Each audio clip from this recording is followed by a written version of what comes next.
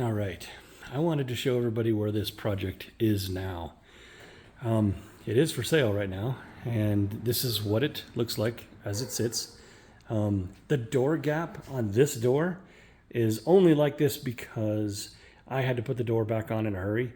It can be adjusted, but I had to counterbalance the weight from the other door, so I had to put this door back on. This door doesn't have glass in it. I do have the glass for this door, but the other one does not.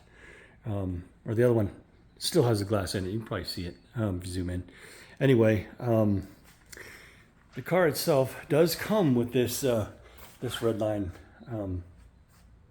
rotisserie, and you can see the front end is actually in pretty good shape. The only real issue on the front end here is down over here on the toe board side. But I'm guessing that could be fabricated with some sheet metal, unless you want to buy the toe boards.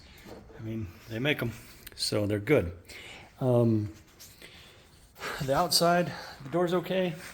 The roof, I don't know if you can see it. The roof does have waves on it. I don't know what they did. I don't know if somebody sat something on it while it was in storage or what. Me personally, I would have tried a hammer and dolly with it upside down on this rotisserie. That's what I would have tried. Rear quarter and both quarters look about the same. You can see that there's a lot of rust down here underneath. And this right here is a frame rail. And you can see that it's not terrible up by the trunk, but right here where this is, it's pretty rough. And the other one's the same. I don't know if you see it in my picture, but there you go. The trunk itself isn't too bad. The tubs are going to need to be done, I think. Maybe. It's hard to tell. The inner doesn't look too bad. There's a spot on it over here.